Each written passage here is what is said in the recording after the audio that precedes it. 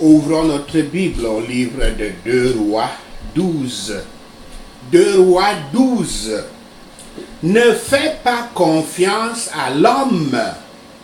Ne fais pas confiance à l'homme. 2 Rois 12, verset 1 à 16. Joas ordonne la réparation du temple. Verset 1 à 3.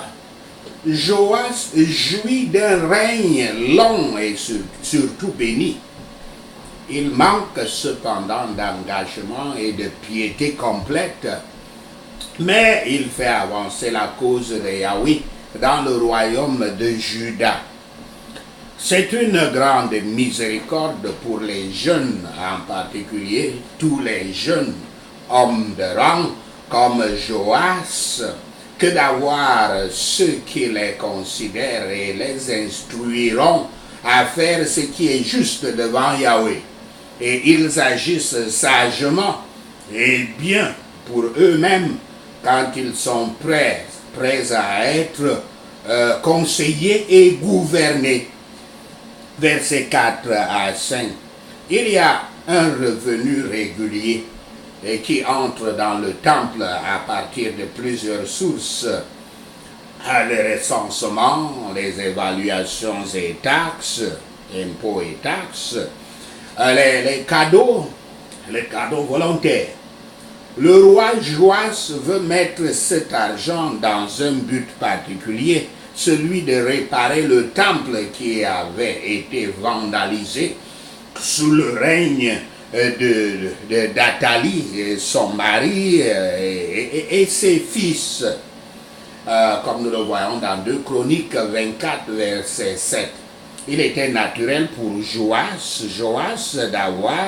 d'avoir une grande considération pour l'état du temple, parce que c'était son foyer où il avait grandi comme jeune garçon, comme nous le voyons dans 2 Rois 11, verset 3. Verset 6 à 9, le roi Joas doit attendre très longtemps, 20 ans, le temps pour lui d'atteindre l'âge adulte, 27 ans, pour que les dégâts du temple soient réparés. Le travail va beaucoup trop lentement, alors que l'argent qui arrive dans le temple ne s'écoule pas lentement. Il est clair que les prêtres et les lévites, y compris le grand prêtre Joada, qui avait élevé le roi, avait pris l'argent pour l'utiliser autrement que pour la reconstruction du temple. Sous la direction du roi Joas, âgé donc de 27 ans, les prêtres donnent aux gens l'occasion de construire le temple.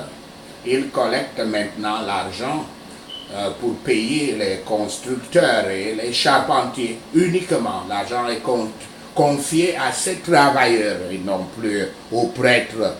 Verset 10 à 16, le roi Joas arrive au cœur du problème, qui est la mauvaise administration, une mauvaise gestion financière et même un détournement des fonds publics par ceux qui sont censés avoir une conscience propre, à savoir les prêtres et les lévites, tous des enseignants de la loi de Yahweh. Par l'intermédiaire de Joada, le souverain sacrificateur, le roi met en place un système où l'argent sera mis de côté sans être versé aux prêtres et lévites, gardé et ensuite judicieusement dépensé pour la réparation et la remise à neuf du temple en confiance cet argent directement aux travailleurs. Grâce à une bonne administration de ce projet, ils purent trouver des hommes à qui faire confiance avec l'argent de manière judicieuse et honnête. Et par conséquent, ce n'est jamais parce que quelqu'un est un prêtre ou un serviteur dans l'Église qu'il est honnête et sage dans la gestion des fonds qui lui sont confiés. Les prêtres sont des êtres humains, ils ne sont pas Dieu. Par conséquent, ne mettez jamais votre confiance en l'homme. Citation. Pourquoi? Il y a cette écriture dit justement, le cœur est tortueux par-dessus tout et il est méchant. Qui peut le connaître? Fin de citation. Citation de Jérémie 17, verset 9, qui dit que l'homme n'est pas bon. L'homme va toujours vous trahir. En fin de compte, le projet réussit sans rien retirer, sans rien soustraire aux prêtres à ce qu'ils doivent recevoir normalement. Les prêtres reçoivent toujours de l'argent, des offres, les offres, les offrandes d'holocauste, les offrandes de péché, et cela semble suffisant pour leur vie. Mais le temple, mais donc, pour résumer, le temple n'étant pas réparé, Joas commanda donc la réparation du temple. Le roi était zélé pour mener ce travail. Yahweh a besoin de ceux qui ont le pouvoir de l'utiliser pour le soutien de son service, la réparation des griefs et la réparation des désintégrations.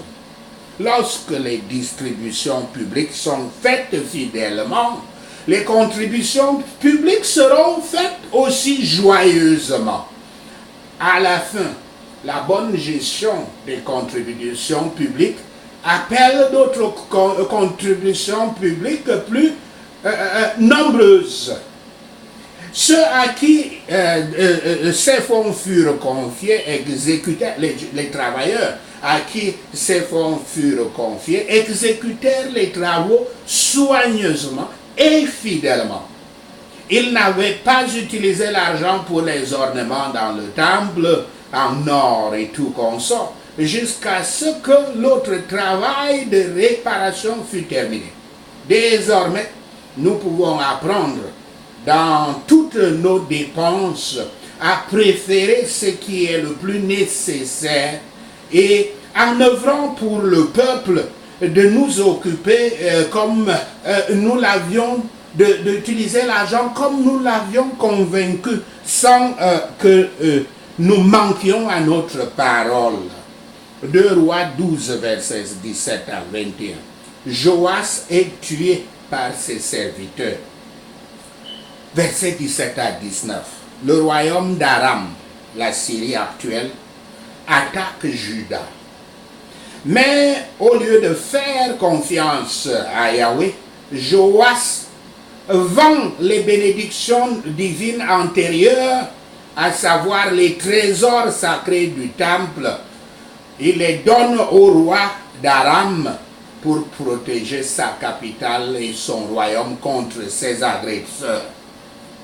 Il n'y a aucun récit qui dit qu'il y avait eu un moindre repentir de la part de Joas après cet acte. D'autre part, les prêtres et les lévites qui avaient mal géré les fonds du temple pour des usages autres que les réparations du temple avaient ainsi donc été pillés par les Syriens à travers leur propre roi qui a tout pris et a donné aux Syriens.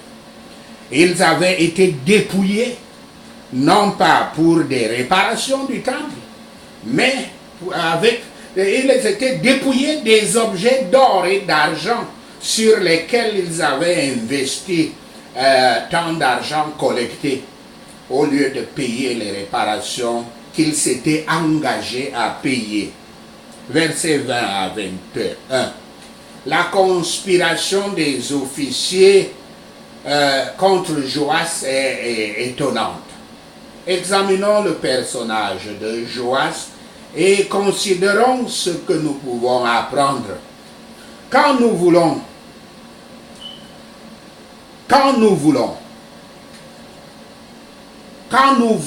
quelle conclusion triste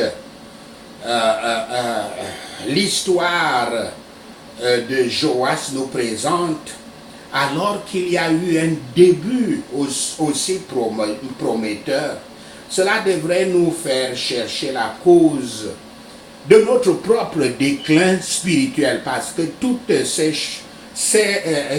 exemples des Saintes Écritures, c'est pour s'appliquer à nous-mêmes. Si nous connaissons tout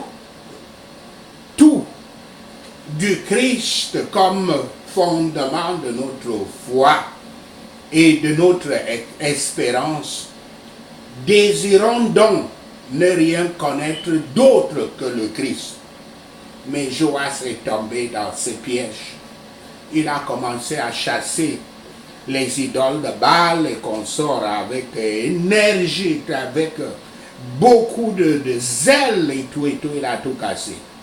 Mais au lieu de rester focalisé à Yahweh, il a commencé à adorer les veaux comme les anciens rois, les veaux d'or. Même il se disait dans sa tête que je regarde nos veaux d'or, mais j'ai en tête Yahweh. C'était un faux culte. Et c'est là où il est tombé. Et Dieu s'est détourné de lui.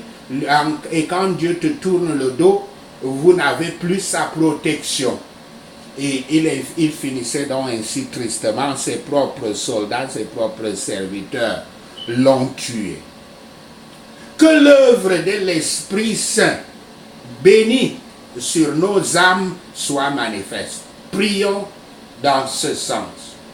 Puissions-nous voir, ressentir et être sérieux en cherchant Yahshua dans toute sa plénitude, son caractère et sa grâce, afin que nos âmes soient amenées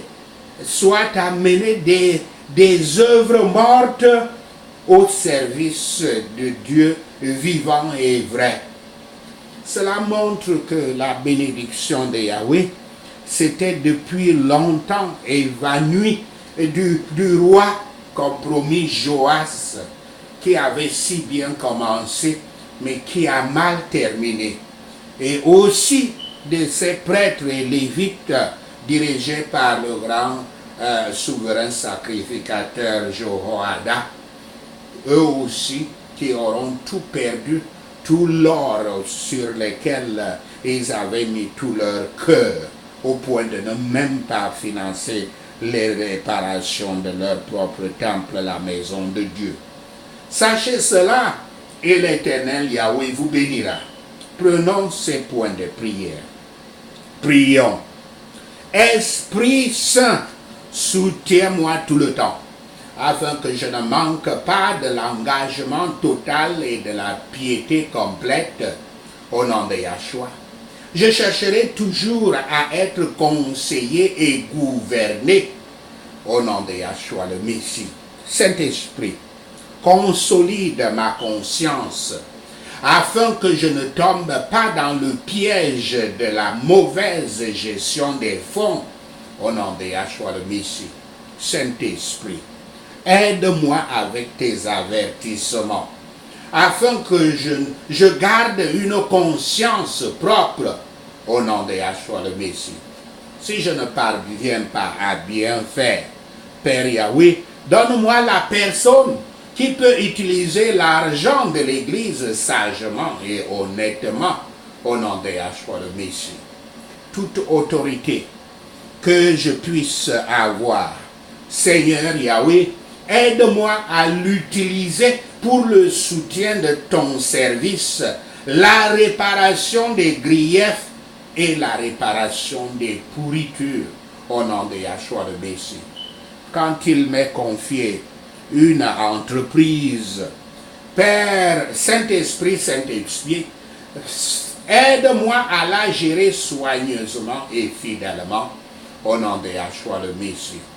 Quand je serai dans les tribulations, je ne changerai pas mes bénédictions antérieures, je ne vendrai pas mes bénédictions antérieures, je chercherai le Saint-Esprit pour la bonne direction au nom de Yahshua le Messie. Père Yahweh, fais que l'œuvre de ton Saint-Esprit soit manifestée dans mon âme au nom de Yahshua le Messie. Christ mon Sauveur, ne me permet pas de commencer si bien, mais de manquer de finir bien avec toi, au nom de Yahshua le Messie. Quiconque a juré que l'assemblée des disciples du Christ ne progressera jamais, reçoit les pierres de feu et soit consumé dans l'ordre d'Acham, au nom de Yahshua le Messie. Quiconque coupe la tête de l'assemblée des disciples du Christ, Yahweh Shaphat, fais couper sa tête et régénère ton église, au nom de Yahshua le Messie. Ces montagnes et collines élevées pour entraver notre église, soyez abattus par les pierres de feu de Yahweh, au nom de Yahshua le Messie. Ça va bien avec l'assemblée du disciple du Christ, car Christ est notre bon berger. Merci Seigneur, au nom de Yahshua le Messie, nous prions. Merci Seigneur Yahweh d'avoir entendu nos prières. Merci Père pour tes réponses à nos prières. Seigneur, nous te rendons gloire, nous te louons, nous t'adorons, nous bénissons ton Saint-Nom. Au nom de Yahshua le Messie, nous prions. Amen. Alléluia.